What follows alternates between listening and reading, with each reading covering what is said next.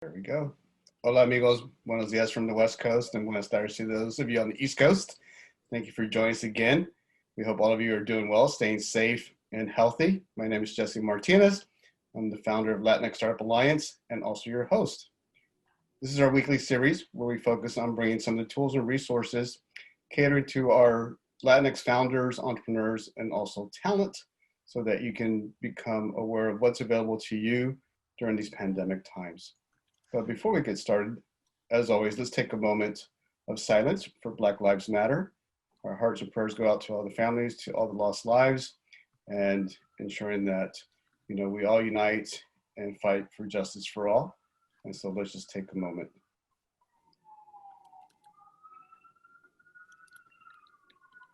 Thank you. Also, let's take a moment of gratitude for all our frontline workers, our farm workers, our first responders, as they do the daily work in ensuring that we're both safe and healthy. And we also want to give a shout out to our firefighters. So just a moment of gratitude as well.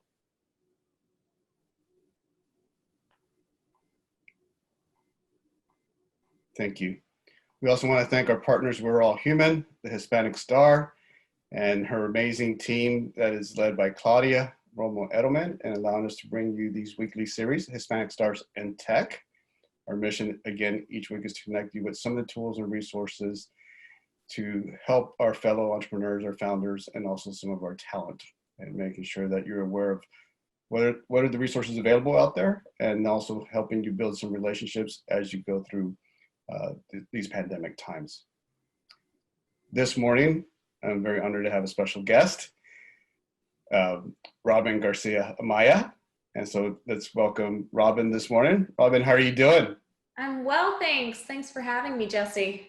Yeah, well, we appreciate you. We know that you're busy, and we're excited to definitely learn more about the CSU program. But as always, we'd like to get to know our guest. And so, how did you get to where you are today? And then, especially when we talk about, women in tech and being a role model for others, if you could walk us through your journey. With pleasure. Yes. Thanks so much for having me, and hi to everyone on the line. Yes. So I guess kind of quick overview of me from a personal standpoint. I'm dialing in over here in Connecticut. I have been in California for the past 5 or 6 years. And then I think, a lot of us changed locations physically in times of COVID and quarantine. So my husband he and I came for what we thought was a visit in March, and we have stayed here ever since. So born and raised in Connecticut, and my husband, which is where I get the Garcia-Amaya, he is Colombian. So hi to anyone who's Colombian on the line. And we relocated across the country to California, where I joined Box. That was sort of my entree, their cloud content management platform. That was my entree into tech. I spent the early part of my career in executive talent, bringing on C-suite leaders into companies. Started my career at a hedge fund, Bridgewater Associates, which is one of the largest hedge funds in the world, managing talent there. And then, like I said, made my way over to Box, started in talent, and then I led all of our global communications for Box before now moving over to Gainsight, which is where I am right now. And Gainsight's a customer success platform, and I'm our Vice President, Chief of Staff, and I lead all of global philanthropy. Thank you. No, that's awesome. And I just saw your CEO on the Cloud 100 speaking. Yes. Yeah, we just went live today. You're up with the news, Jesse. Yeah, so trying to stay busy, hibernating in San Francisco. And so, what was that connection to Box, right? Because you started out at a hedge fund. And so how did you make that transition? What was that prompt? Yeah, thank you. So, fortunately, like I said, I was in the executive talent space. And so us talent folks and recruiting folks are very good at networking and talking to each other. And so I happened to get connected very intentionally with the team over at Box on our executive talent team. And so was able to get an introduction there, and had always wanted to make that shift into the tech space. I think just in terms of career trajectory and opportunity, it's such a fast growing space, and there's something new around the corner. Sometimes they stick, sometimes they don't, Right. Especially in the software space, but there's always something new. And I think for me, I'm sort of a serial learner and experimenter, and though in the moment I probably would say otherwise, if I look in retrospect, I love the discomfort of something being totally new and totally fresh. And so Box offered that entree into what I felt was going to be a really successful career, experimenting in many different companies and kind of shifting that transition. What I think about is beautiful about tech is there are so many niche areas that you can get into depending on your interest. I happen to be in customer success right now, and there's healthcare IT and fintech, and sort of the sky is the limit. So I think that was a very intentional decision on my part to make that transition into tech, and very serendipitously, the opportunity arose at Box, and worked closely with the CEO, Aaron Levy, who I think is a big part of also why I joined. Right. Well, there's a lot there. One, the warm introductions, right? The introductions into people when you're looking for a job, and then also the ability to look at these different niches within tech. And so we've had some, recruiters on our show, and so I believe that's another pathway in being able to introduce, not only Latinx, but also just diverse youth into pursuing, something outside of tech, or being a developer and getting their foot in the door into tech. So we certainly want to bring more awareness around that. So that's what I'm excited about having you on today. Wonderful. Yes. And then, one of the things that we always talk about on the show as well is just the role of mentors. And so, right, in general, but then also in tech, and then also as a woman in tech, if you can share a little bit about the importance of mentorship.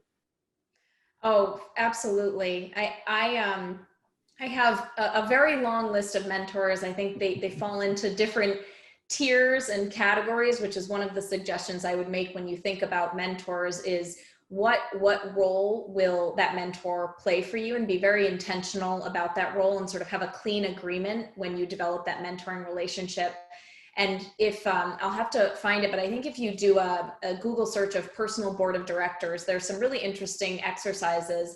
And of course, I'm sure everybody on the line is familiar with a company's board of directors. Each one often plays a different role, whether it's the comp committee or the audit committee, and so on and so forth. Your personal board of directors can operate much like that and play different roles in your professional and personal development.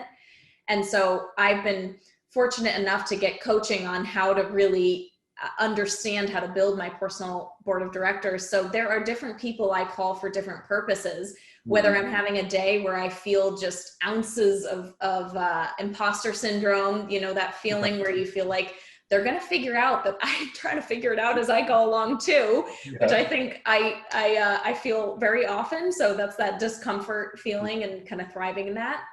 And then there are people who I call when I say, I need tough love. I need you to help me see the blind spots that perhaps I don't see. And I'm sure a lot of leaders in general, but many women can also relate to that feeling of imagining all of the worst case scenarios before you imagine the possibility that you are as great as you really are. And so having someone who's going to help you push the boundaries of what you perceive as the glass ceiling, and helping you to figure out ways to shatter that in ways that are authentic to you and really strategically, has been really game-changing for my career, and something that I would say is worth every investment, both time-wise and financially, that you can make to something like that. It's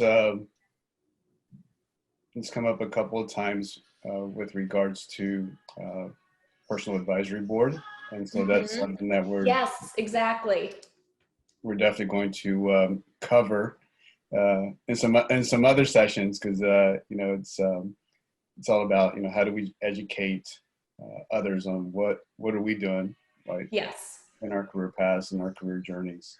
Mm-hmm. And then some of our conversations have led to, well, in addition to mentor, a sponsor, a champion. And so, again, they're all important individuals in your career path and journey as well. Yeah. Yeah, absolutely. I totally agree. I think it's such a good way to think about it. And that's a perfect second search criteria, your own personal strategic advisory board. Yes, that's a great one. I like that one. Yeah. And I don't know if there's been, I guess, has there been much written on that? I mean, I guess I haven't done Yeah, I have to go and look. The last time I excuse me, went through that exercise was, it was something that someone internally, excuse me, had put together. So I'd have to see. I think there probably are with those two search criteria. So I think so, but if not, we should write something. I know. That's added to my list. Yes, the list of all of the blog posts. Sorry. No, it's okay. List of my homework that I have. Yeah, okay. All right. I'll make a note of that. And then so now you're at Gainsight. You're working in philanthropy.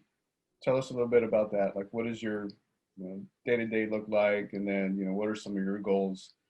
Yeah, Personally, sure. also as a company. Definitely. So I'll step back and then I'll touch on philanthropy. The role that I have as chief of staff, I would sort of bucket into almost 4 categories. Mm-hmm. There's executive operations, things that many chiefs of staff and leaders have to handle: annual planning, goal setting, how you manage all of the executive operations. The list is quite long there, but sort of all under that operational hat.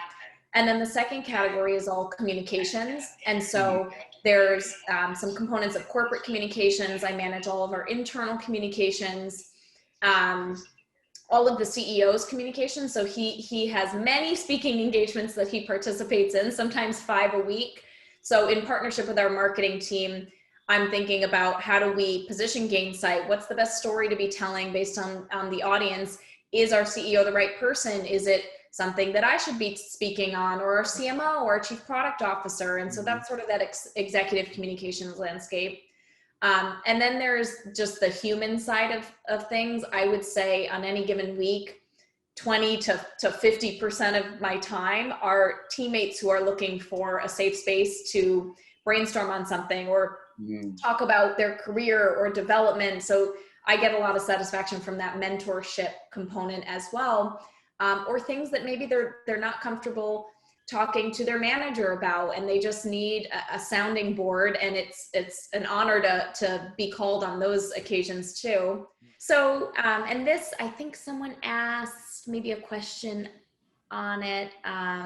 Oh, I love the questions that came through. That's great. I'm not sure if there was one on philanthropy in there. So if there is, I'll touch on that now. So I was talking about sort of that 4th category that I call the incubator, and they are projects that don't necessarily have a home, but are important for the business. And so the company needs someone who's kind of a general athlete to go and take charge of that. And so one of those examples is philanthropy. And so it's something that, we've been wanting to do in a more strategic way. There's lots that Gainsight has done from a charitable impact, social impact standpoint over the past, I'd say, 5 years or so, but none of it really under the umbrella of a strategic philanthropic initiative. And then, of course, all organized under the rallying cry, Black Lives Matter. And I would say the largest civil rights injustices that we've seen in our lifetime in recent history. There was really this catalyst to say, what can we be doing to actually change the course of the customer success profession? And as and also, the thought leaders in the industry, we feel like if you're going to be a thought leader in an industry, it is your responsibility to figure out how to make it an inclusive industry, because by definition, a successful organization, a successful business, successful industry is by definition diverse. Those things have to go hand in hand. And customer success is not diverse right now, and it's not inclusive. It's about 7% Latinx right now and 1% Black, which doesn't even close to represent what the populations look like within just the US. So we have a long way to go. So that was the catalyst. So we developed a partnership with SV Academy, which is a tuition-based vocational program. They're an ed tech school.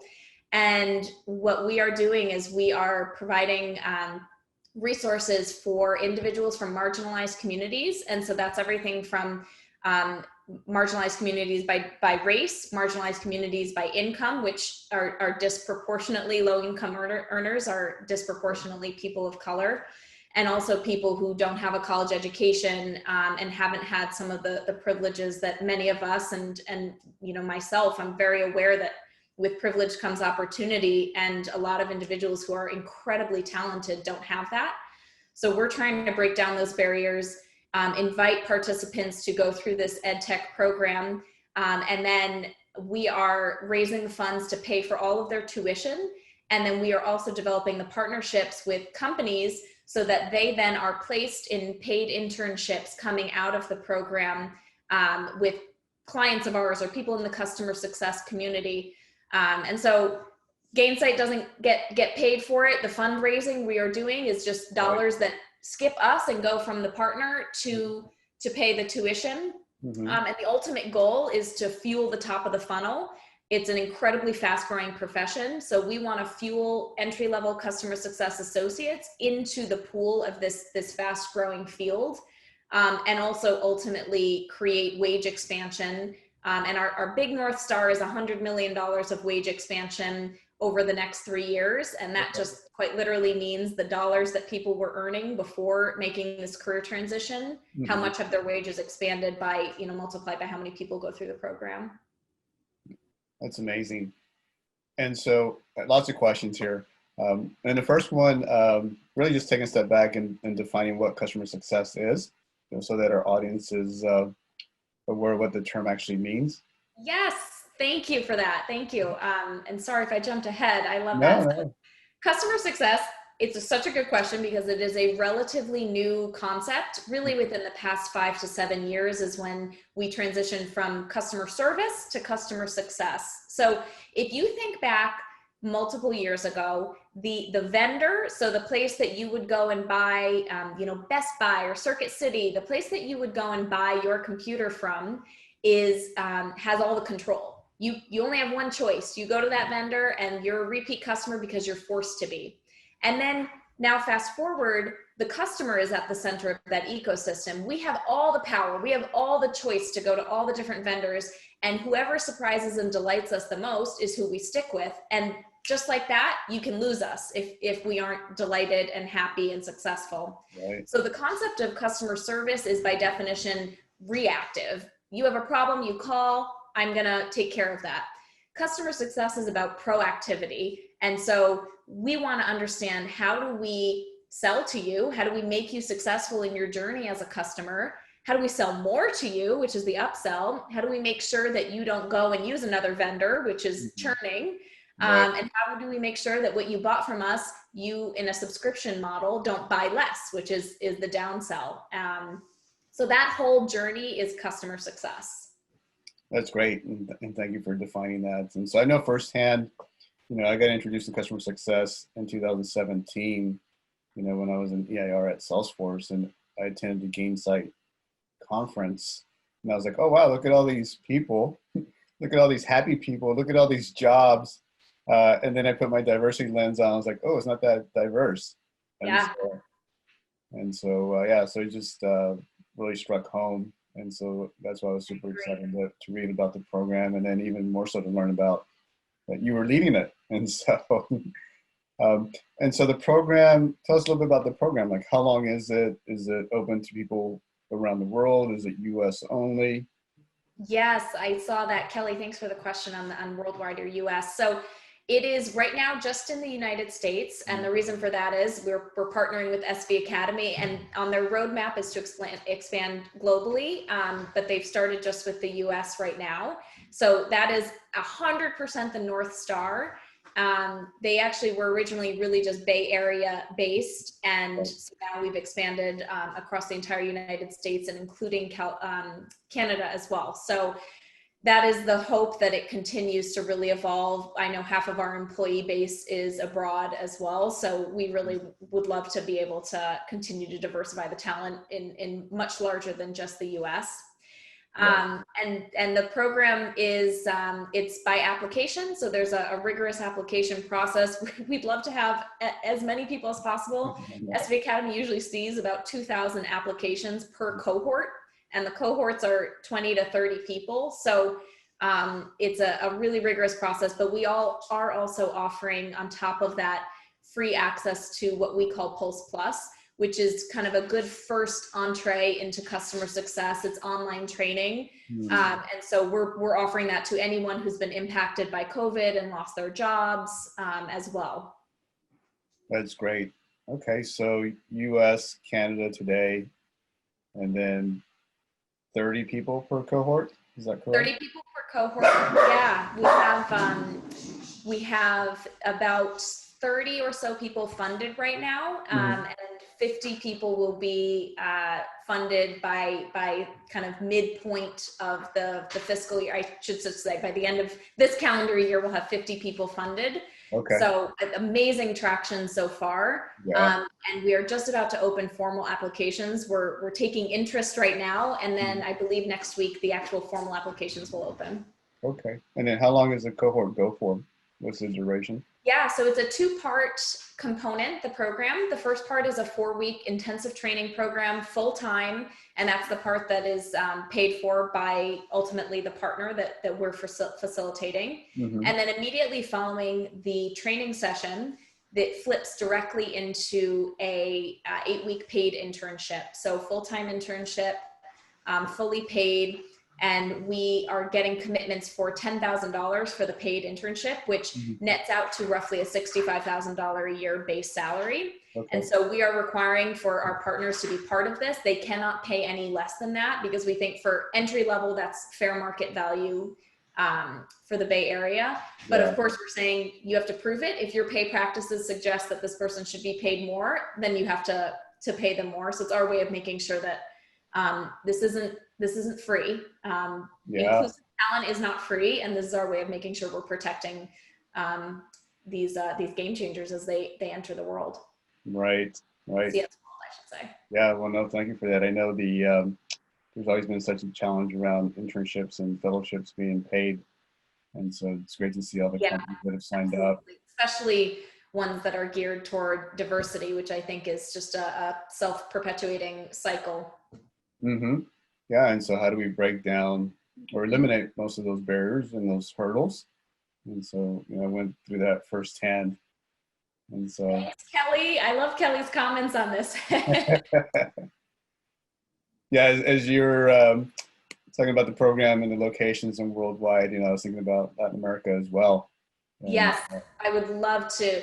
That is sort of the next big ticket area that I'd love to kind of expand down before we expand over. Especially, I think we have such a unique opportunity to expand down into Central America and Latin America, South America, because of time zone. So if in large part SV Academy operates in the US right now, and that's where many of their partners are based, I think there's a really great opportunity to find talent in that area who could work on the time zone, but with COVID and everything being largely remote, it would be a really easy transition to get a much more diverse pool of candidates. That's awesome. We'll count us in and being able to help however we can with I love it. And Kelly, EMEA is next. So a lot of our teammates are in EMEA as well. So I would love to get the European region involved as well. How big is the team, by the way? The Gainsight team? Yes. We're about 700 employees. Yeah. Good size. Cloud 100. Yes. Yeah, we're very, very honored to be noted on that list. Really special. Yeah, that's awesome. When we think about the call for applications, what can some of our youth and professionals looking to make a job transition, what can they do to better prepare? Absolutely. So I can think of a few calls to action. of course, we are taking applications from anyone and everyone interested. And so when that, that clickable button is ready, I'll be posting it, all over social, and Jesse, I'll share it with you. So in case that the community listening is a follower of yours as well, we'll get the message out. And a lot of the targeted groups we're going after are people who have graduated from historically Black colleges and universities, or colleges and universities who have a large Latino population as well. So, and fortunately, SV Academy, they've been doing this for quite some time. They're just entering the CS space, but they've been doing this in the sales space. So they have some incredibly strong relationships with getting access to marginalized communities who would be interested in this program. So I think call to action number one is, would love to have the group listening today can either participate or help to champion the message and get the message out there, so that we get it in front of the right people who could really help us to change the landscape of customer success and make it a more successful industry by being a more inclusive landscape. I know that they'll bring tons of innovation along with it. So I think it'll be really brilliant. And of course, if there are people who are on the line who are interested in participating, you can 100% reach out to me. I'm just robin@gainsight.com, and I can direct you to it's just an interest form right now, but can also direct you to the application form, but it'll be live very soon. That's awesome. Thank you for being a pioneer. Oh my goodness. Well, it's a small army. I'm really honored to be the face of it here, but I will say it's been incredible to partner with SV Academy, and also the leadership across Gainsight is such a huge champion of this. I've spent probably 60% of my job doing this work, and the other part of the job hasn't gone away. It's not to say that, my time is more special than anyone else's. It's more to say that this investment is worth it. I think that what I hope to see in the future of customer success is far more brilliant than what we see today, which is a pretty sad state of affairs in terms of diversity and inclusion. So I feel very honored to be in some part a way of helping to shape the change. Yes, well, let us know how we can be of help, and we'll be sure to funnel candidates your way. And Thank you. Wonderful. And then, you guys have done an amazing job recruiting partner companies. It's nice to see that long list of commitments along with money. And that's what we need. Yes, I agree. Yeah. And so when is the first cohort going to launch? First cohort will go in, we'll start their training in November into December, and then they'll start their internships in January. And the second cohort will start in February.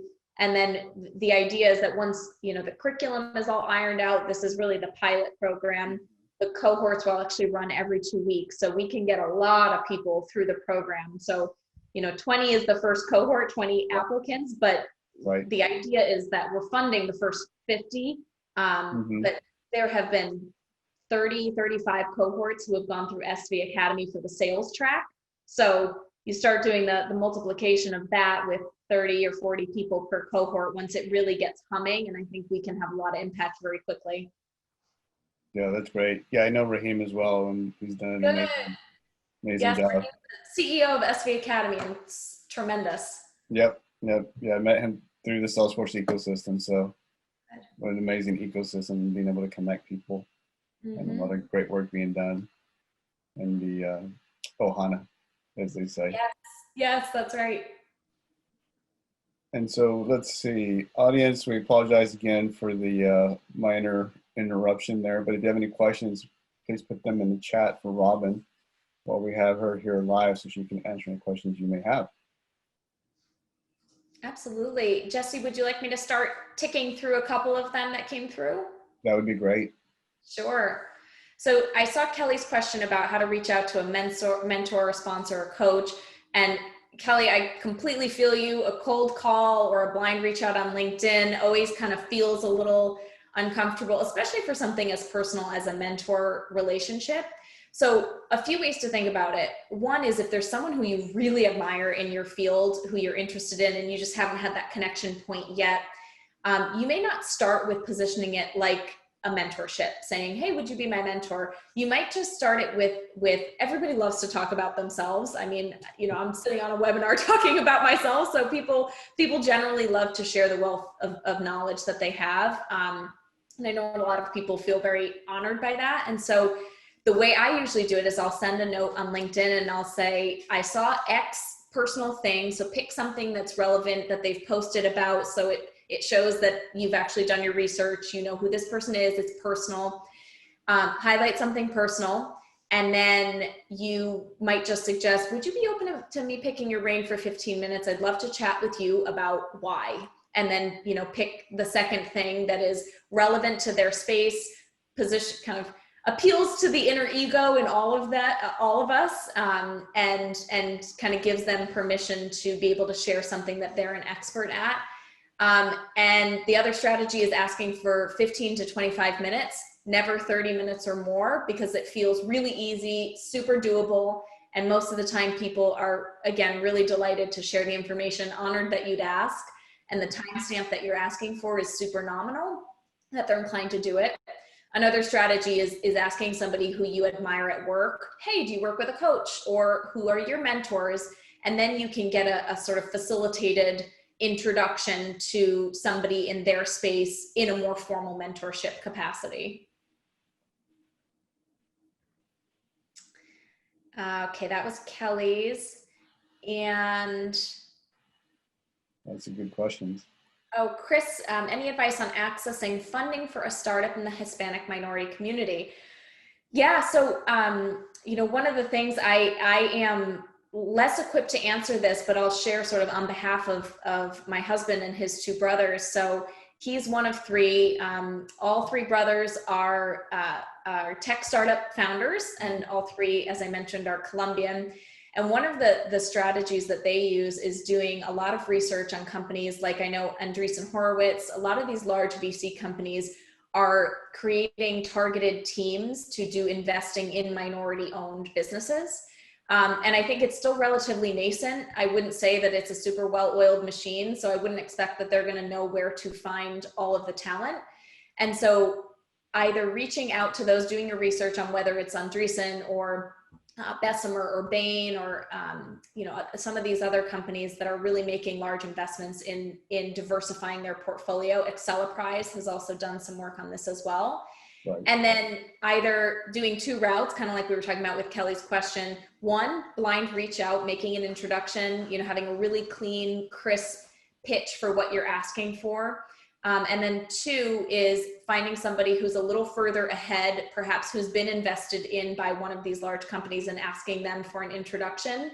Even if they don't know the person well, what you're asking for them is just basically kind of them hanging their hat on you as a great leader and someone who at least this place should be talking to. So those are two strategies that my husband and his two brothers have used to facilitate some introductions to VCs for investing in their companies. Yeah, no, that's great. Thank you for sharing. And also feel free to reach out to myself on LinkedIn, so Jesse Martinez. I'm happy to assist as well. Wonderful. Oh, and I see this. Am I on LinkedIn? I am definitely on LinkedIn. The name that's under my image here, Robin Merritt, is my maiden name. Garcia-Amaya is where you can find me on LinkedIn. And I'm at Gainsight if you need another search criteria. But I do have a public profile, so hopefully it'll be really easy to find. And I would be so excited to connect with any and all of you. Thank you for that.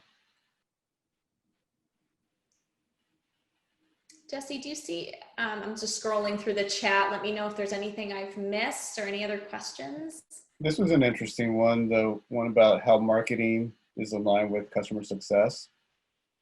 Can you provide some examples of best practices? Yes. Oh, I see in the Q&A. I was looking in the chat. Here we go. Okay, so we got Kelly's, and then how is marketing aligned with customer success? Can you provide some examples of best practices? Wonderful. Yes, incredibly aligned. Of course, we've got a really amazing marketing team at Gainsight, which I think is really super tremendous. One of the things to do, and I'd be, again, you know, welcome to reach out to me, happy to send you a copy of the book.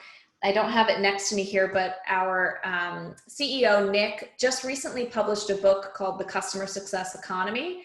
And the premise of the book essentially is that customer success is not a one organization thing. It is a kind of living, breathing organization that involves everyone pre-sales and post-sales, marketing, teammates and talent across the entire ecosystem. Because when you only have one organization thinking about whether your customer is successful, there's a huge missed opportunity in how you're positioning to potential prospects, how you're making them successful in the journey, and how you are continuing to market it and speak their language. So I think to touch on your question about marketing and CS really working in interlock, without understanding why the customer signed in the first place, what's making them successful, why they're successful, why are they buying more or not buying more, why did they leave Gainsight or your company, we can't tell the story that we need to in order to make that whole journey even better for our customers and whoever your customers are. And so marketing needs to be in lockstep with sort of the product marketing effort and understanding the voice of the customer and what really makes them tick, so that you can speak their language in our proactive positioning and how we develop events and so on and so forth. That was great. Thank you for sharing. And then I see another one. When you set your own advisor board, what is the main requirement that you set to make it successful and don't feel overwhelmed with too many mentors at the same time? Great question. I know that I often, you know, when I develop a relationship, I get really excited about everything, all the ideas that they have, and we're pushing all these boundaries, and I leave and I feel like, oh, I'm going to go write a book. I'm going to publish a podcast. And then a day later, I think to myself, I signed up for way too much. What was I thinking? So I think it's this volatile journey of being really inspired and excited, which I think means you're working with someone who's pushing the bounds of what you think. So I would say for me, my magic number is probably about 3. Very fortunate to work with an executive coach who kind of helps to translate a lot of the ideas into action for me and serves as a really valuable sounding board. And then I'll say, you know, I happen to marry someone who is an amazing advocate of mine and helps me, like I was sharing with that personal board of directors, push the bounds of what I think is possible and what's actually possible. So whether that's your partner in life, whether that's someone who you develop a formal coaching relationship with, I think that one is incredibly valuable. And treating that relationship like a vault. So it has to be a safe space where you feel like you can be your authentic self, share your fears and your reactions and all of those things, and know that it's a safe space where that person can listen to you, but then can also speak your language, whatever makes you tick, to help you see the future that is ahead for you. So I think marrying sort of an execution mentor, how do I turn this into action, with a big picture, push the boundaries of how you think, is an awesome starting point. Probably no more than that. That's good. Lots of great questions. And so let's see here. All right, any final questions before we let Robin get back to her busy day? Oh my gosh, my busy is no more special than everybody else's busy. I'm sure everyone's got packed calendars, but if there are other questions, again, I'd be so happy to connect on LinkedIn. You can email me, robin@gainsight.com. I can be found in all the places, so happy to connect anywhere. And of course, Jesse can facilitate an intro too if you have other questions that pop up. Happy to do so. And the website again is gainsight.com. And then the program is CSU program. Yes. So be sure to look it up, and then also be sure to share with your friends and family members. Wonderful. Okay, I think we're looking good. Well, Robin, I want to apologize for the hiccup we had on the sound there. So our apologies. Not a problem at all. I'm honored to be a part of it, and would be delighted to share any insights anytime, and hopefully learn from some of the people who I'm sure are wonderful leaders on this call too. Yes, well, let's create some success stories, and we'll send people your way. And so, as a proud Hispanic star And on behalf of We're All Human, I want to thank you for your time, your insights, sharing your knowledge with us today, and then also the commitment that you're making along with Gainsight as a company to diversity and being able to create such a program such as CSU. And so we know that it's important and that we all, rally and create a lot of success stories together. And so thank you. And then in addition, thank you to Claudia and her team, We're All Human, Hispanic Start, for allowing us to host these weekly series as we share resources with our Hispanic tech community and then also our founders and entrepreneurs and talent. Remember that Black Lives Matter and make sure that you vote. So thank you so much, Robin. We appreciate it. Thank you. Thank you, everyone. Be safe, stay healthy, and stay strong. Thanks. Adios.